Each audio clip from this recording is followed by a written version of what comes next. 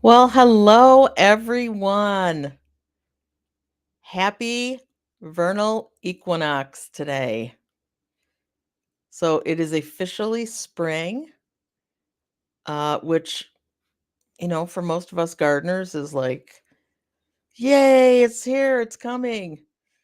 Um, we are on this cold day of the first of spring. It's 0 degrees Celsius here currently and snowing. So just so exciting. Very exciting to start spring this way. We're going to be down uh, in the negatives for about the next 4 or 5 nights. Then we are coming up a little bit, just low single digits.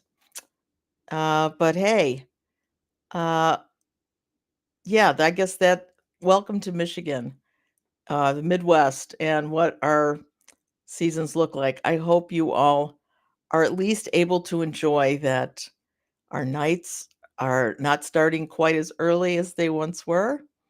And if your homes or polytunnels or greenhouses look anything like the inside of my house right now, totally with you. I get it. The shuffle has really started to begin. So let me say hi to Mel and Leanne and Margaret.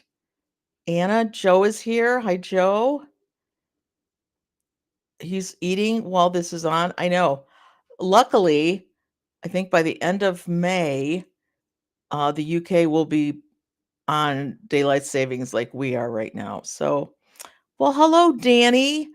Oh, I hope you're feeling better. I just saw the video you did where your ribs, I don't think got cracked or broken, but I don't know if that's a difference. I have had that happen, and that is, uh, boy, you don't realize how much you use that portion of your body until somewhere it hurts there, and you can't do much of anything without being very aware that, oh, my ribs somehow are attached to that. So I hope you're feeling better. I'm really proud of you that you're still putting videos out while you're feeling that bad. So nice that you had your plot mate that was able to help you do some of the digging that you weren't able to do. So good for you, good for her. And I just hope knowing spring is coming maybe gives you a little jump in your spirit because, we all need that, right? Mel, so good to see you. Mike, oh, the tiny garden's here. Hi again. I just saw that you have a video coming, just came out with potatoes. I have not had a chance to see that. I will have to catch up on that. And uh, Pat by the Sea. Hello. So I thought we would talk a little bit about tomatoes this year, or not this year, today, because I just planted or sowed mine yesterday. I'm seeing something about wacky US varieties. Oh, the purple tomato, I think, Mike, you're referring to. Sadly, here in the United States, we do have GMO seeds, we have GMO food, uh, and our first commercially available, I won't say commercially available, residential availability has been made to one GMO seed. Because we used to just say, look, if you're buying it out of a catalog sent to your house, you don't need to worry about it because only commercial growers can buy those. Which then you go, but that means if I'm buying corn, like in the grocery store, uh, more than likely is a GMO seed.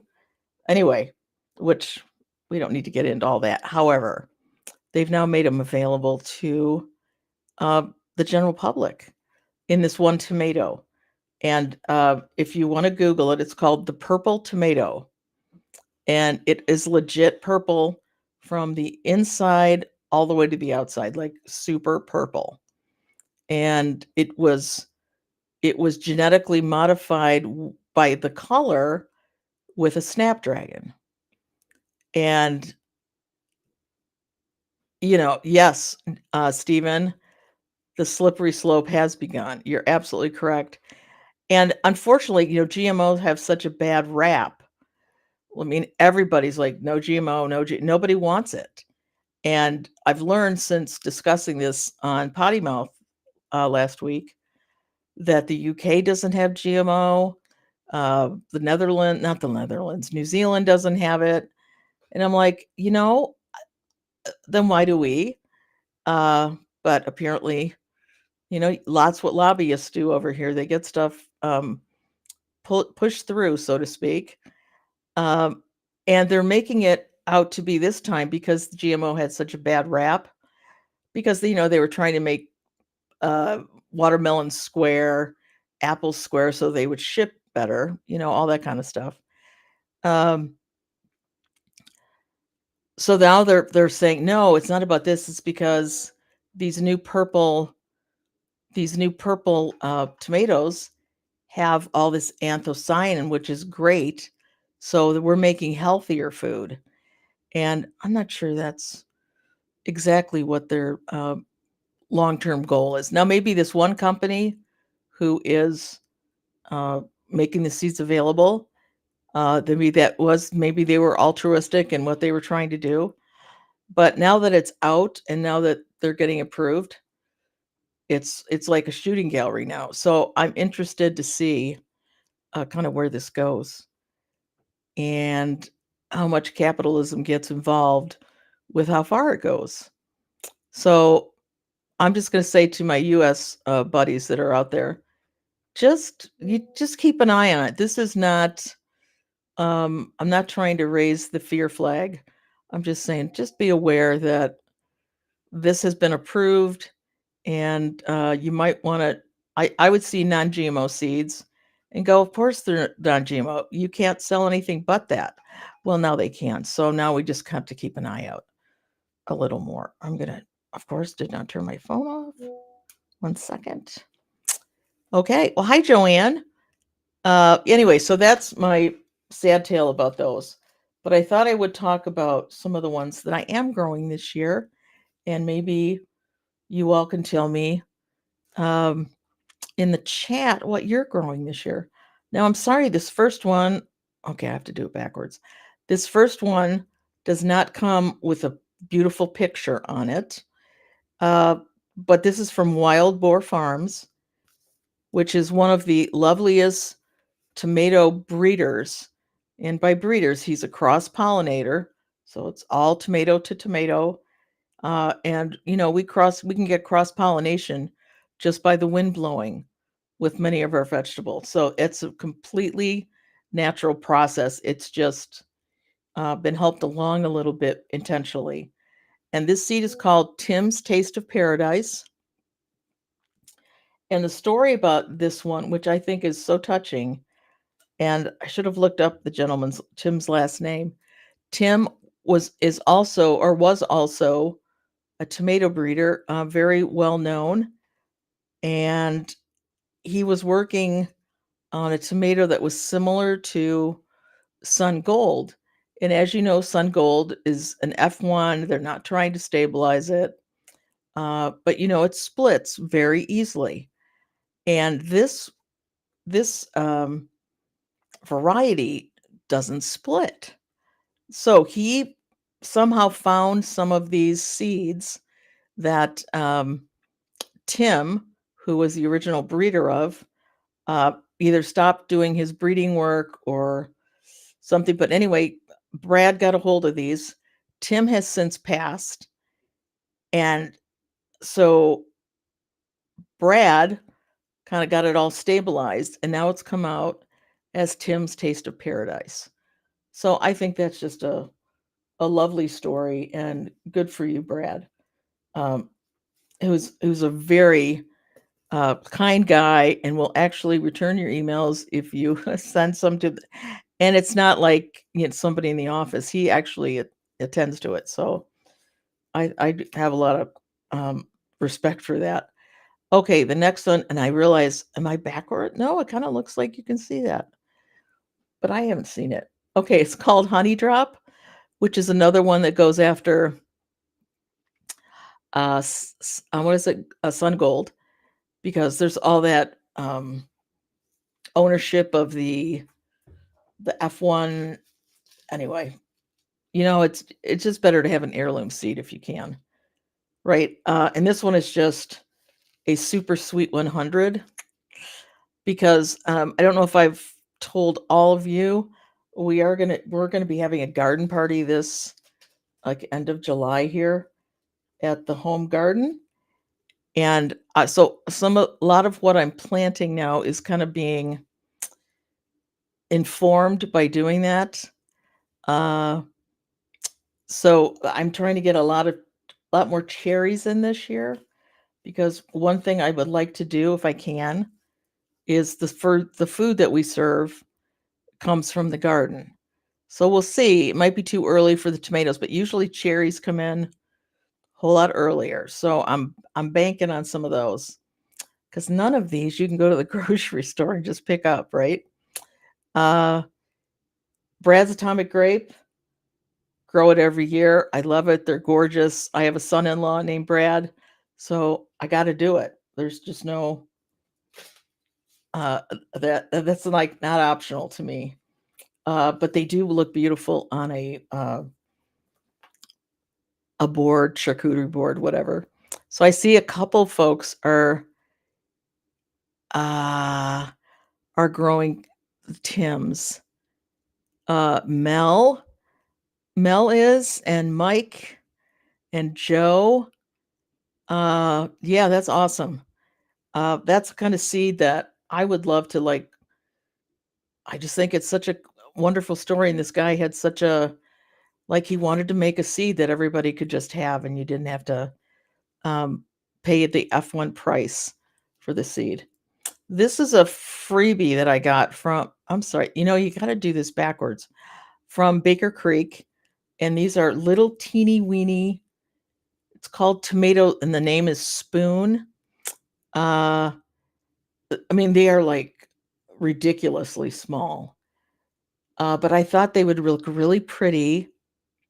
Again, thinking about this party on some hors d'oeuvres, just kind of like clipping off an entire little truss of them and just laying them on the plate. Or so we'll see. We'll see how they look, how they taste, and how that works out. But I thought that could have a little potential just for the party. Uh, yeah, Mel, I have grown the red currant tomato, and I was just like, it was so much work uh, to harvest, because there's so many. There's like billions of them. But I thought, if I could just take them in trusses, it might be worth doing, just for a fancy day in the garden, right? Black strawberry is one that I've grown for the last couple of years. Love it.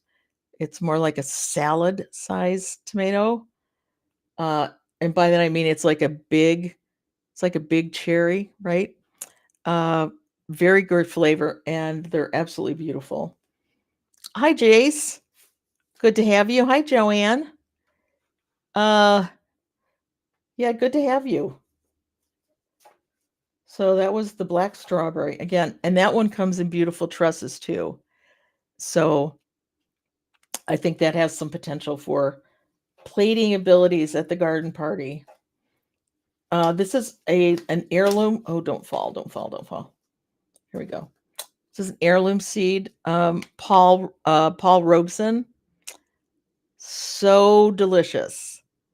And when I grow heirlooms, okay, I have to go this way.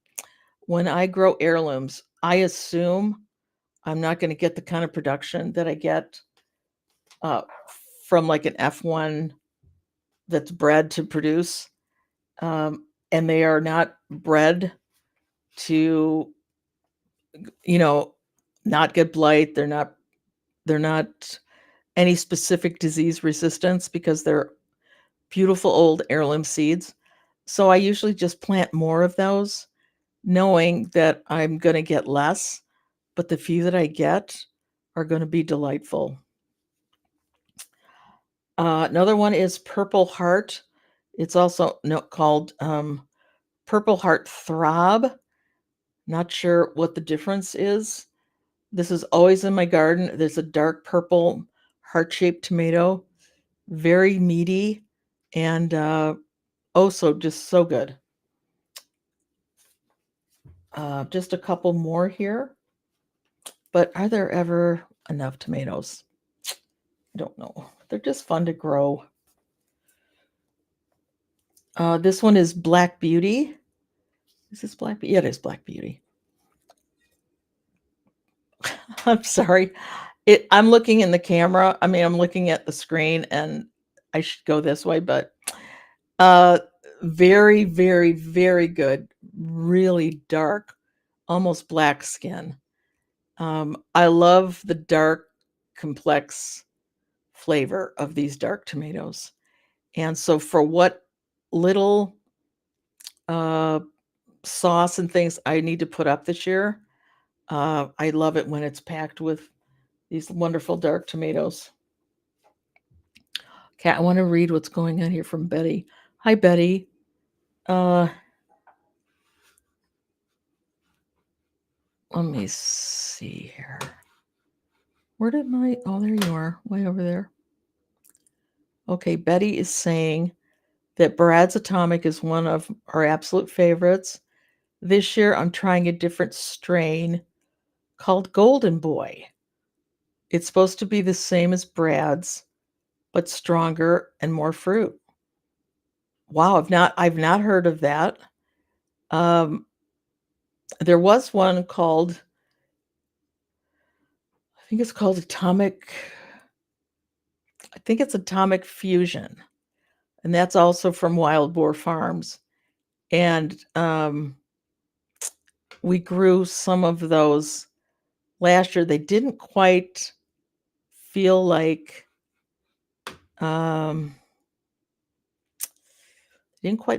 Brad's, but it was supposed to be just a larger, strong. Because if you've grown Brad's, they are the weakest looking plants, but they produce in a tremendous amount.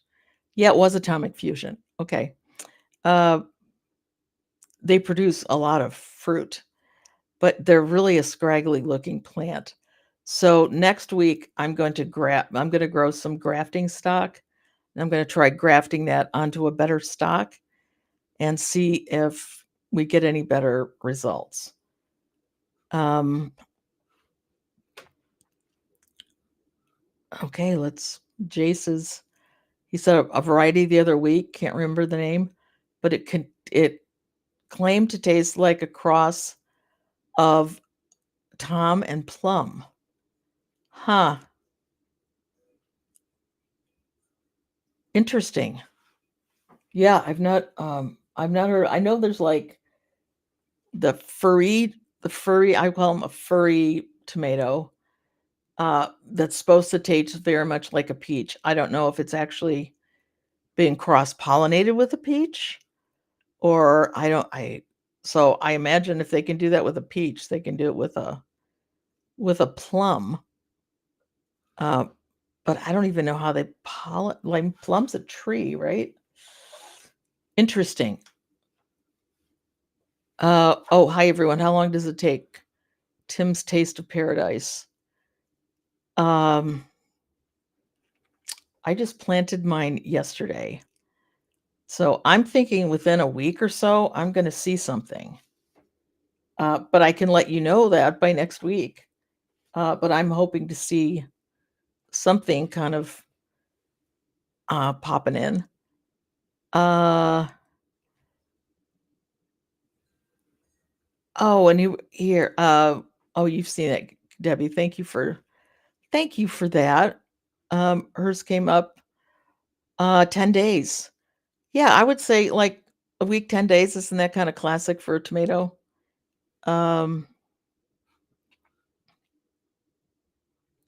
Okay. All right. Hi, Tracy. Good to see you. Okay, on to the next dark blue, dark tomato. This is indigo blue chocolate. Go this way. There we go. Um, it's just delicious. I don't know how else to say it. Um, these dark, these dark yummy tomatoes, and they all are. These also always seem less seedy and less liquid. So even though they're not a paste tomato, they make beautiful sauce. Now this is the only Roma, which is, more classic tomato that I'm growing. It's called Midnight Roma Tomato. It is bred by Row 7, which is the seed company. And they work specifically with chefs to what are some tastes that they're trying to get out of, and will breed uh, through cross pollination, not GMO. They will breed things that do that. So I'm excited to try this one. It's red on its neck and then really dark at the tail. So I'm very excited for that one. And this one is just another kind of classic favorite, Dr. Wyche. Dr. Wyche. I don't know how, it's a very interesting last name. Don't know how, this to me, uh, if you like a tomato sandwich, perfect tomato sandwich. Uh, just delicious. It's not, some yellow tomatoes can be a little mealy or a little watery. I don't know how to describe that. That one is not. That is like beefy, beefy, beefy. Very tasty. Very tasty. Oh, okay. Jace just looked up the tomato and that he was talking about, and it was called Indigo Rose. Okay. I've seen that tomato, never grown it. Interesting. So it has like a plum finish. Maybe it's not crossed with or maybe it is crossed with a plum. I don't know how that would work. Um, but if it has like a finish of a plum, that'd be kind of interesting. Okay, we've got Joe is saying there's one called Boar's Tooth, which I was really tempted to buy, but had to pass for this year. I know. But you know how much room we'd need to be able to grow all the varieties of tomatoes? I mean, it's kind of crazy. Oh, and Mel grows. That's interesting. Mel grows this variety, Indigo Rose, every year. So, can you somehow describe the flavor? Do you get plum from it, or because I didn't think that was any unusual breeding that went into that one. Um, be interesting to see what you think of the flavor. And the last one, I think.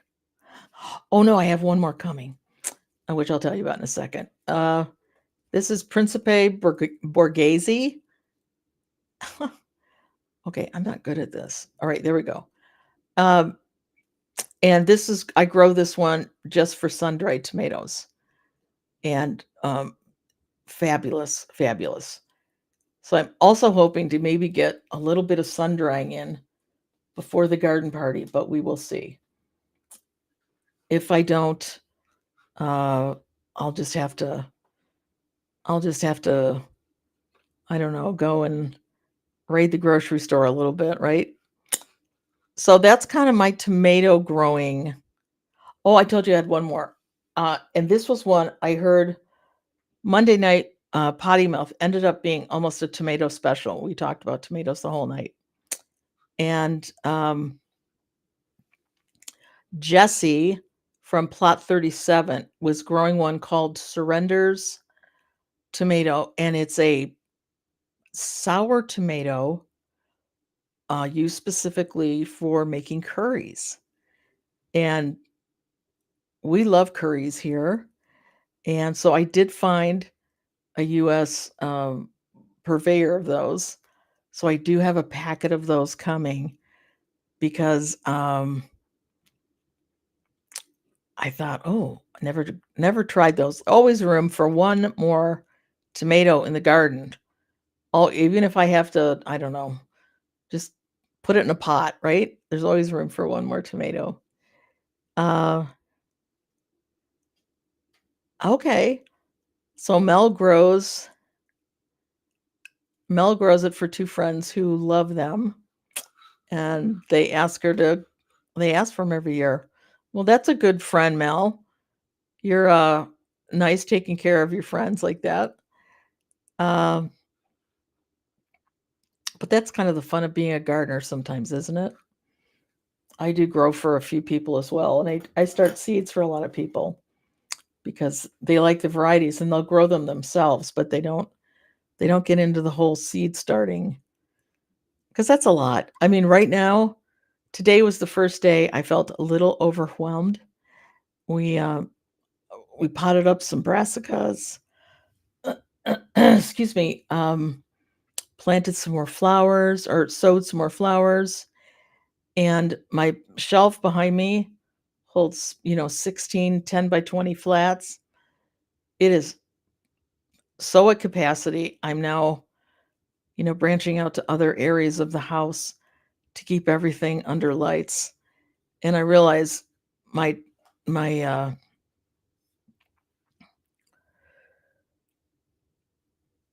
oh, Leanne, I do that every year.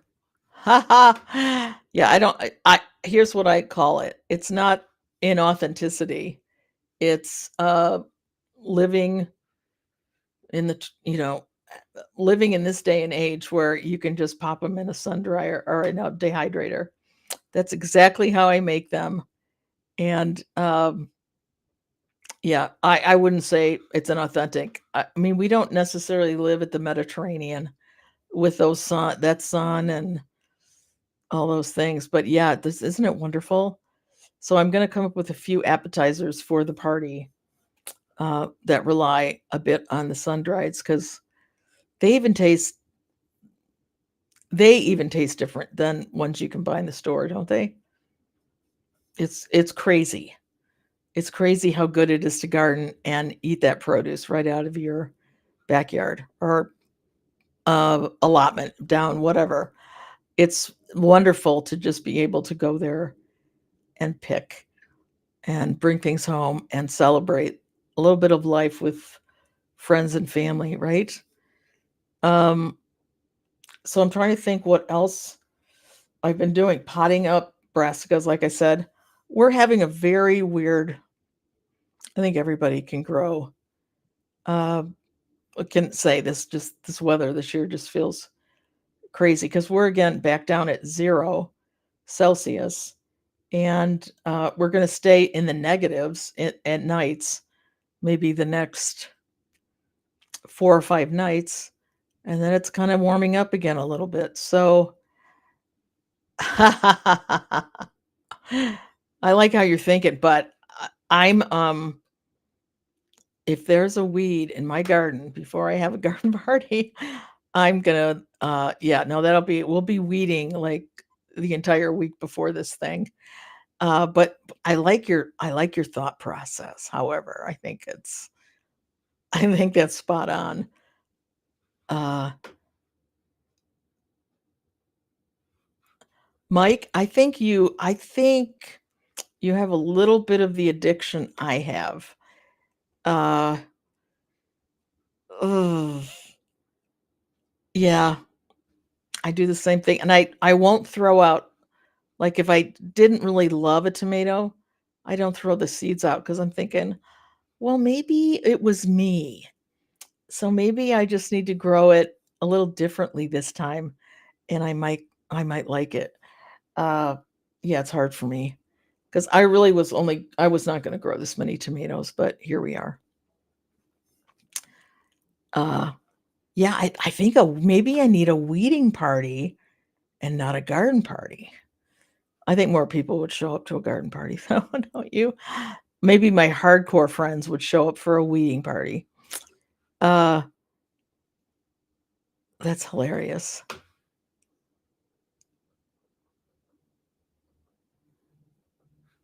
Okay. Okay, so let's see, we potted on some brassicas, which are looking beautiful, and I was talking about the weather, so I'm kind of gauging how early I can get some of this stuff out because I want to get it out the minute I can. So I think I'm going to push things a little bit, maybe even next week, but put things under fleece and see if they will make it for me. Because my first sowing of lettuce is more than ready to go outside.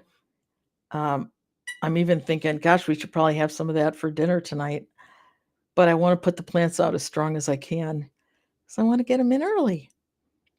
I'd love to get I do one of my beds where I just do lines of different lettuces like every 4 inches. So they kind of support each other as they're growing. And that gives us lettuce for several months if I get it in early enough. And if you get it in early, the seed's essentially going to wait for the weather. I don't think that's going to, well, it never has for me. It's never really impacted my germination. So, and it just is a beautiful bed of nothing but lettuce. Um, and then sometimes I'll grow like radish in between so they can get the shade of the lettuce and not bolt quite so easily. So we will see. Uh,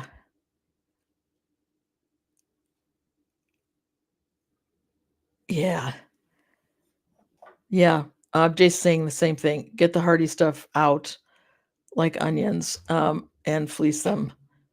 Yeah, so I'd like to also sow directly outside, which I didn't do with my peas this St. Patrick's Day. I know for a lot of people, it's when you get your potatoes in first. Here where I am, we're not even close to potatoes going in the ground yet, but I can get my pea seed in. But it was so cold yesterday or this early, well, around St. Patrick's Day, which wasn't that okay. I'm going to stop thinking for this moment because it's 20th, so 3 days ago. It was freezing. So they did not go, and they didn't go in today because we're snowing here. Um, so those are going to go in a little late, but I just plant those then, and they come up when everything's ready for them to come up. So that'll be probably my first thing that I put directly into the garden this year, other than garlic that got put in last year. And I'm thinking what else. Potted on some flowers, growing more flowers. Let me think. What were the big ones that went in today?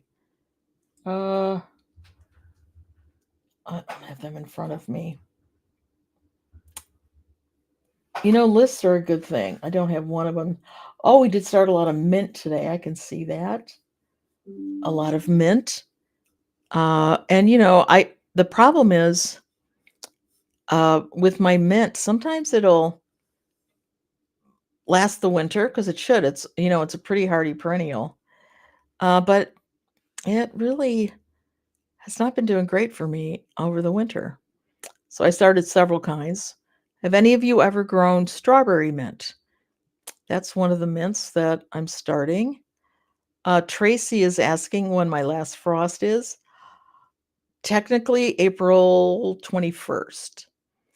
I don't put anything that is more summer hardy out until at least the middle of May. And things like peppers, I'll hold back a little bit on. Tomatoes, I'll put out by the middle of May. Peppers, I'll hold back on. If I grow okra that year, I will hold back on that. Things that really just like heat, I won't start any of my squash. I won't plant the squash out again till mid to late May because they just want a little bit more of the heat. And sometimes our late May gets really hot. So we will see how this spring kind of looks. And oh, hi Rob, welcome. let's see.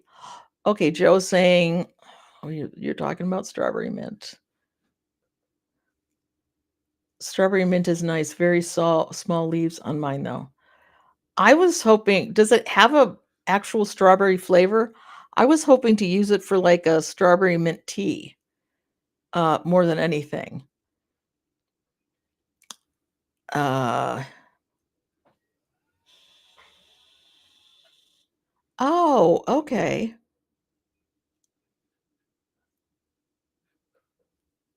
Interesting. Okay.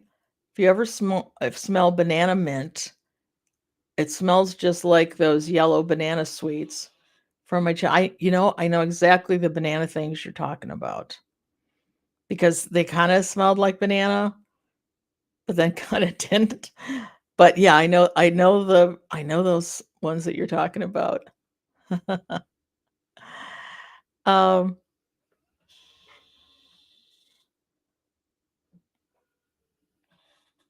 okay. So, what is next on my agenda? Uh, Waiting to get the peas directly planted. Want to sow lettuce outside. Got a lot. I need to get my arugula outside and my spinach because if I don't get that out there in the next week or two, I will miss our brief, fast window for growing things like that.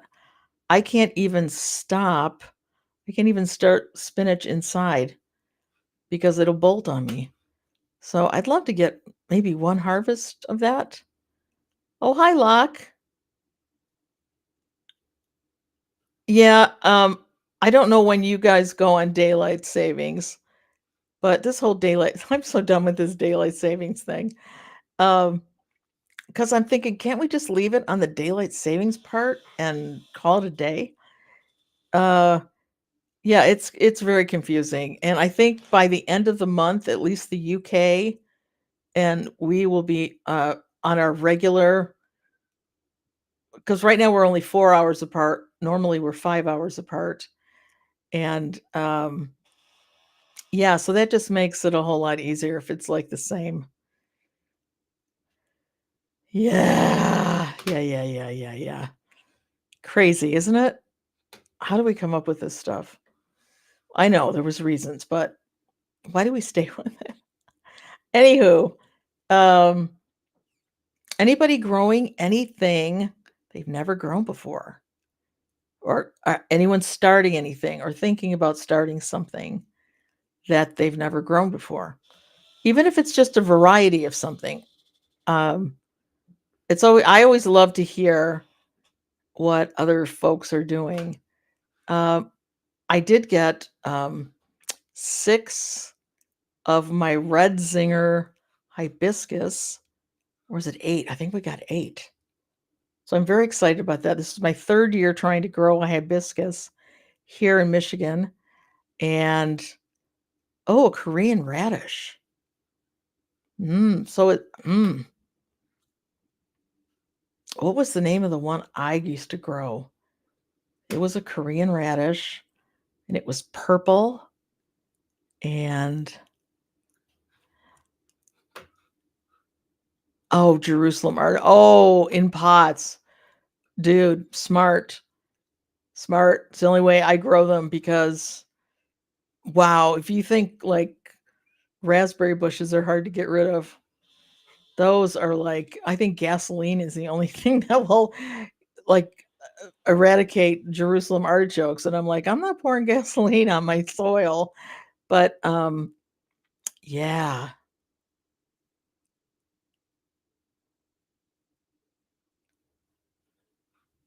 Yeah. Oh, that's hilarious.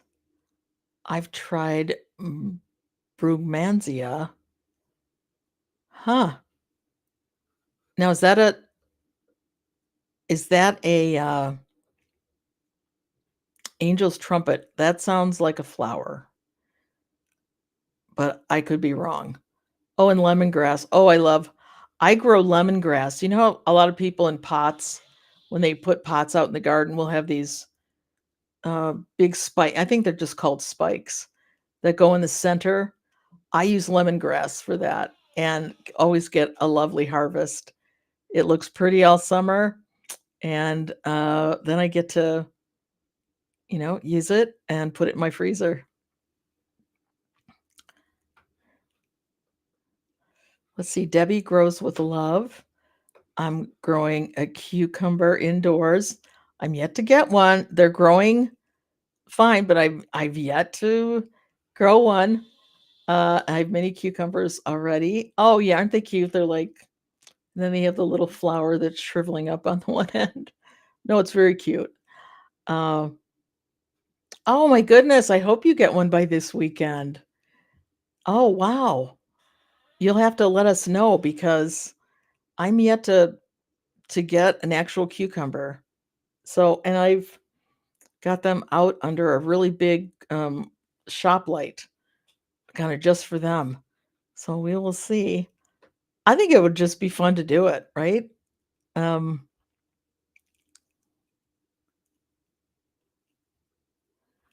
okay. Oh, and Pat by the Sea is growing Ethiopian kale this weekend for the first time. Oh, lovely. Oh, that's so nice. I'm growing an Ethiopian pepper this year. So interesting. It's called an Ethiopian brown pepper. And I don't know if I've had germination yet, but I'm still hanging because it's supposed to be a lovely, smoky, not overly hot kind of pepper.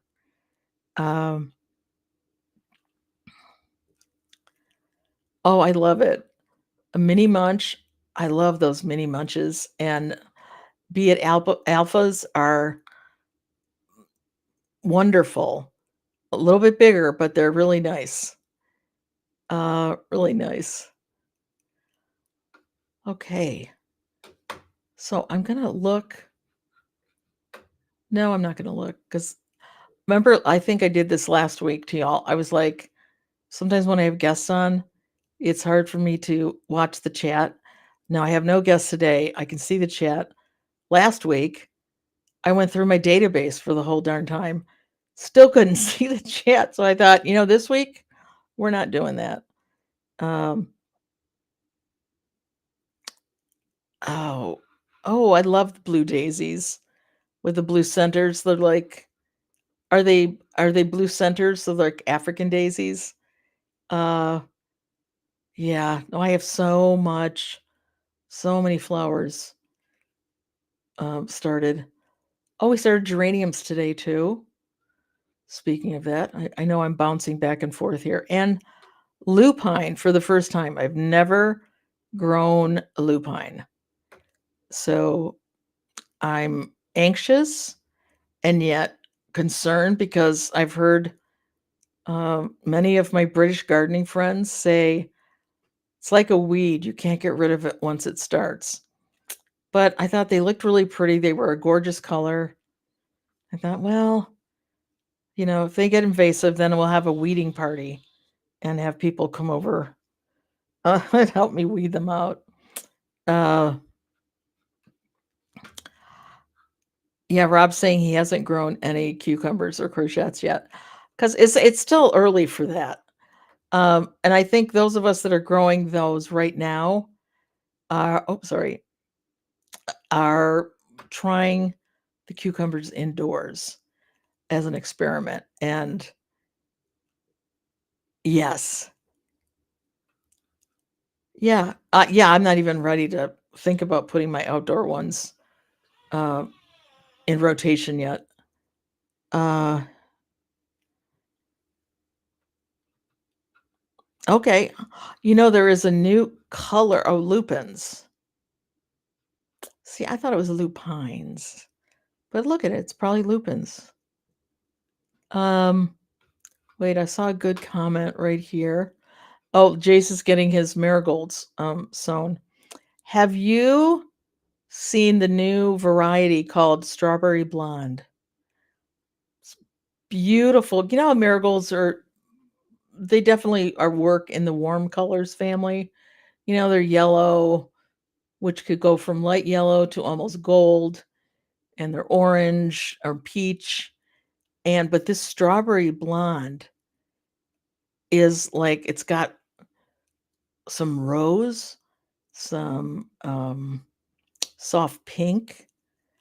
Like, okay, this is like, yeah, this is wonderful. So I tried a pack of those, and I don't want to. I can't start those quite yet because those like a little warmer weather too. Okay, so it's lupins. Okay, I stand corrected. In Lithuania, lupins. This is interesting. In Lithuania, lupins are everywhere and classified as an invasive weed. Okay, so maybe I'll put those in a pot. Just maybe I'll plant those with my Jerusalem artichokes. Because, right, the Jerusalem artichokes go deep, and lupins probably are on the top. Maybe I'll do that. Uh, uh, well, they're also invasive in Norway. Interesting. It's illegal to let them go to seed. Okay. Well, now I'm convinced I'm going to put them in a pot.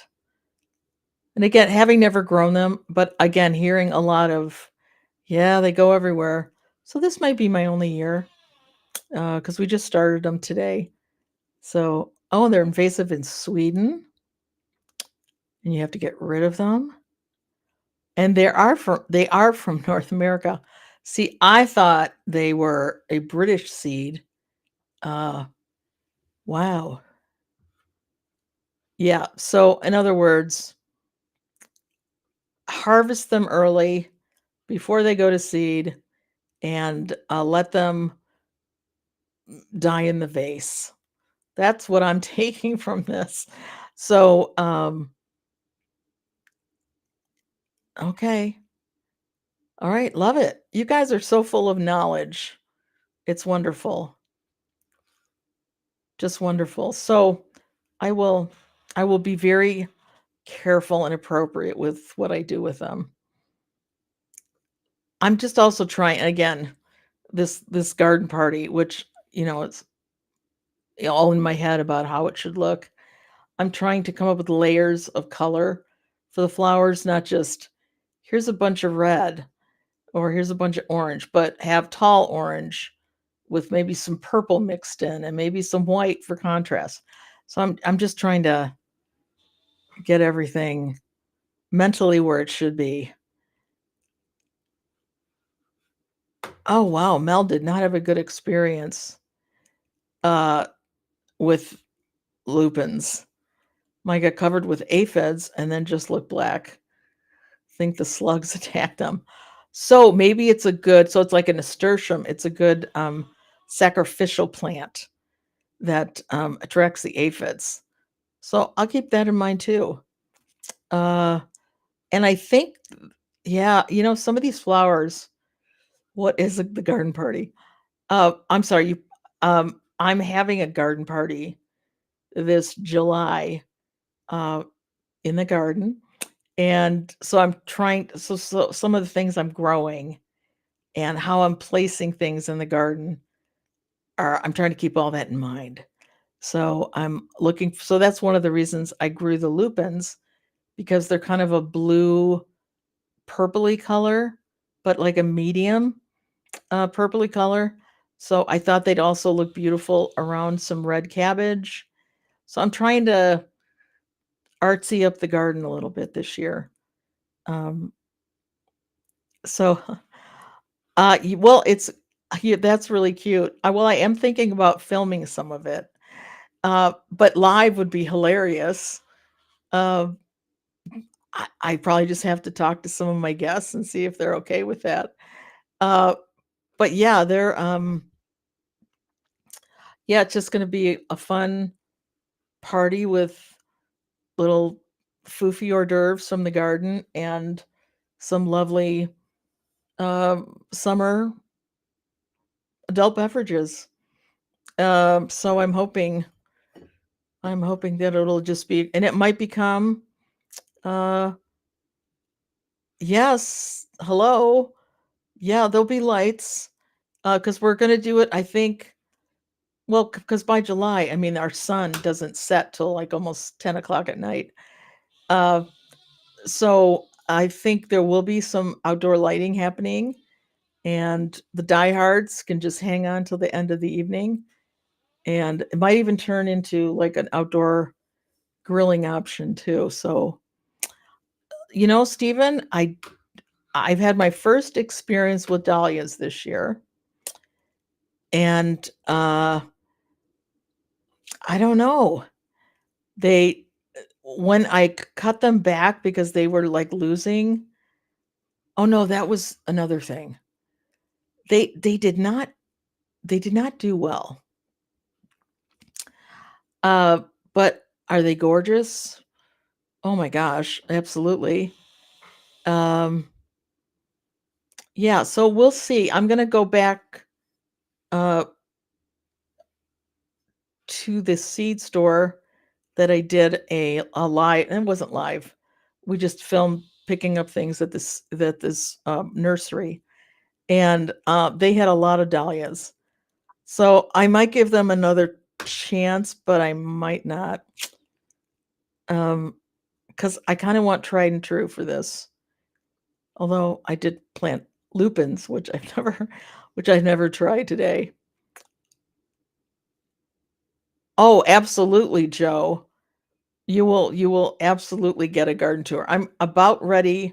I think I'm going to do one on April 1st, just kind of show this is how really bad it looks when there's nothing growing, and so that the next one can just look like, wow, she can really garden. So we'll have a couple garden tours right before, but the one that we do right before the garden party, there will not be a weed, promise. And everything will be beautifully. All the lawns will be cut perfectly. Because I just want to sit out there with my friends and enjoy the garden. That's going to be the whole point of the night. And big hats will be encouraged. We're too far from Kentucky to have derby hats, but if you're inclined to have one, this will be the perfect event to pull one out, right? So that's kind of the thing. And I'm hoping if I have enough flowers that folks can take a bouquet with them when they leave for the night. So, and that might make the garden look a whole lot different the next morning, but it would be really nice to just, offer the flowers to my friends, um, as a thank you for coming.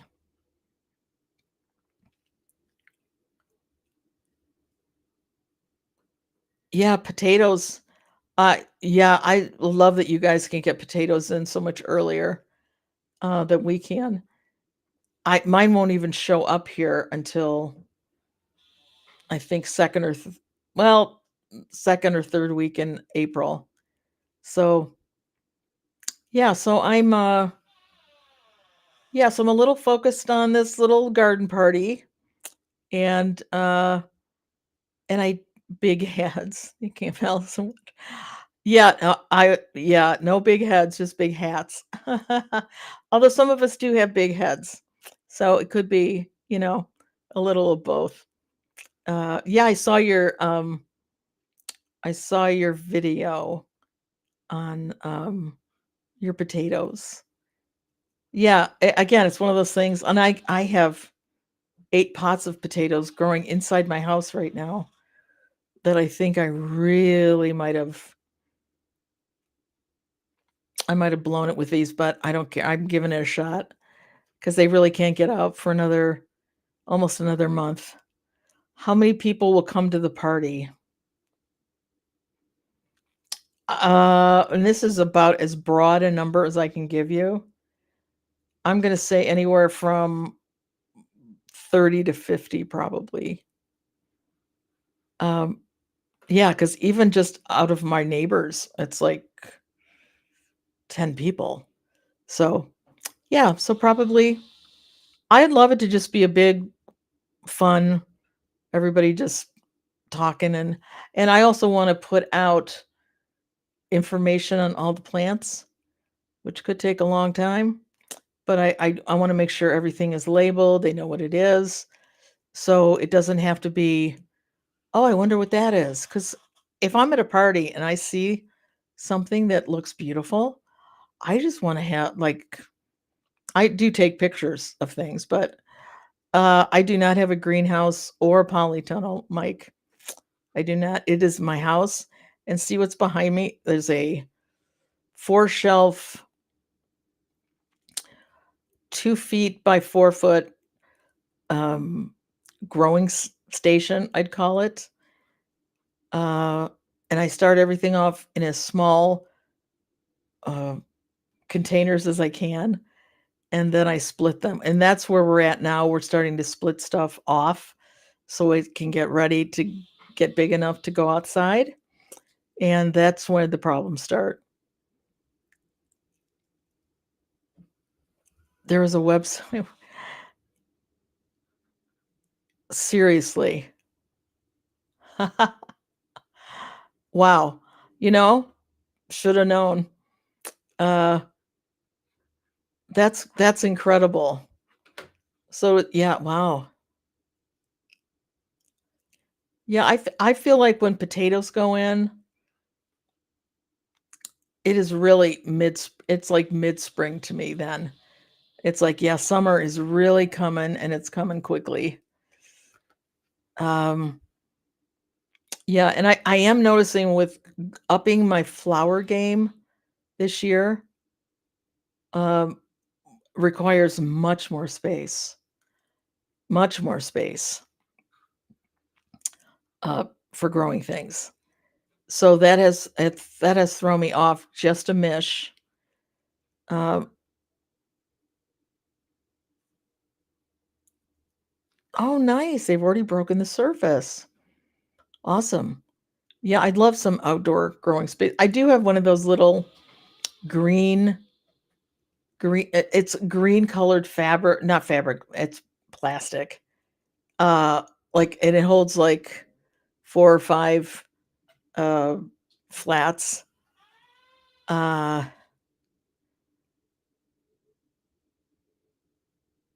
yeah, I wouldn't be interested in moving 40-liter pots to and from the shed. Well, that's yeah. Everything has an upside and everything has a downside, doesn't it? Um, so and I also realize I can also, supplement through garden centers if I need to. Like, if something really doesn't come up nicely, we'll, uh, we'll go to the garden centers. Um, but I'm oh, so if any of you guys have tips for outdoor labeling, I currently use paint sticks, just strips of wood, and I write on them with a black paint marker. That has worked beautifully. I'd like this to look a little more, what can I say? I'd like to put more information on there than just the name and the date I sewed it. Ideally, I'd love to have a picture of the plant, maybe just a little story about it, because I think, particularly, I grow a lot of heirloom stuff in my garden, and I think the story of some of these seeds are incredible. Like that Tim's Taste of Paradise. I mean, that's a very meaningful little seed. And if people want to take some of the tomatoes so they can save the seed, absolutely.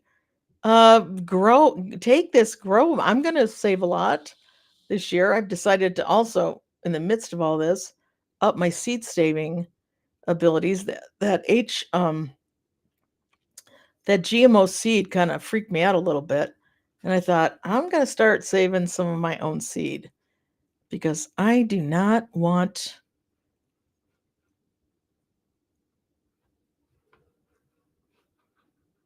Yes, Jace, that's exactly what I'm thinking. Yes.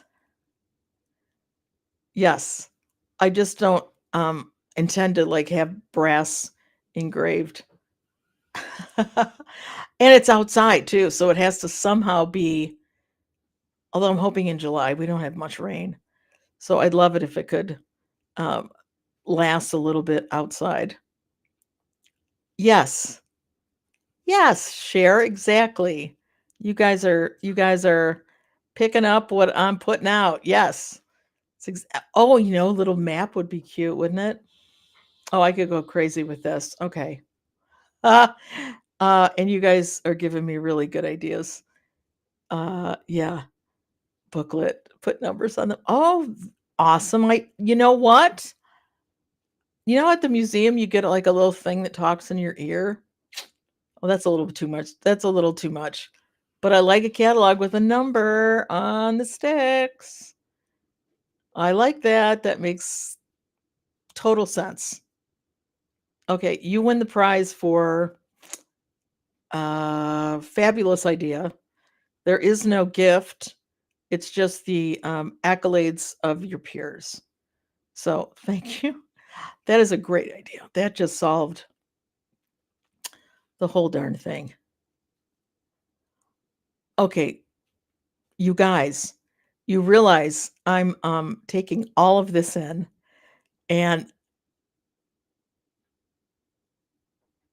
oh my gosh. Okay. I love the QR code ideas. I love having a treasure hunt based on the info and the signs. Uh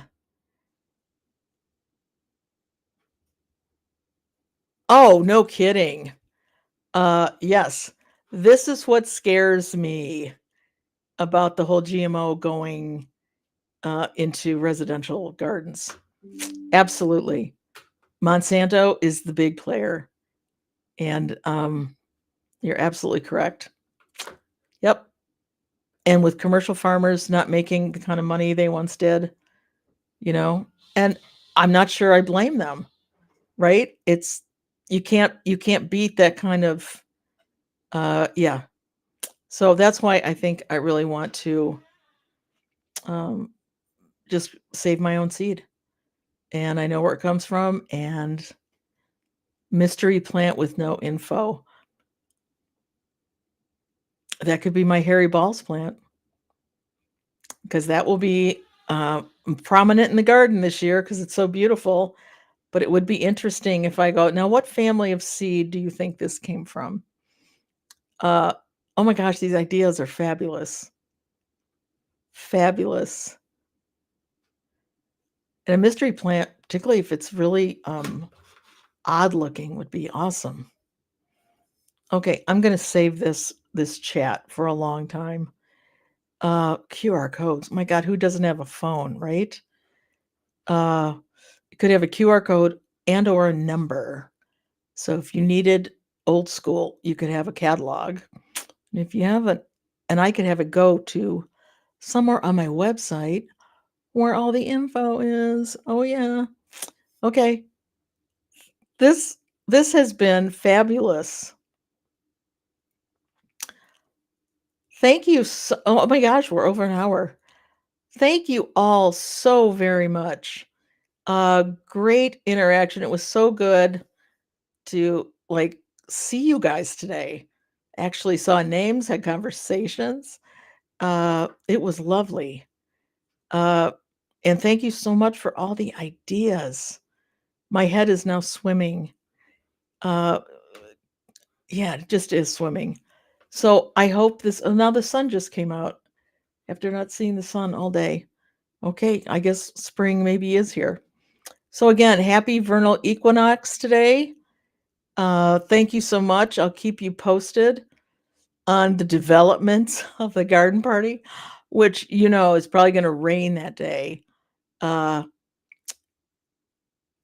oh wow, wow! Thank you, Andrew.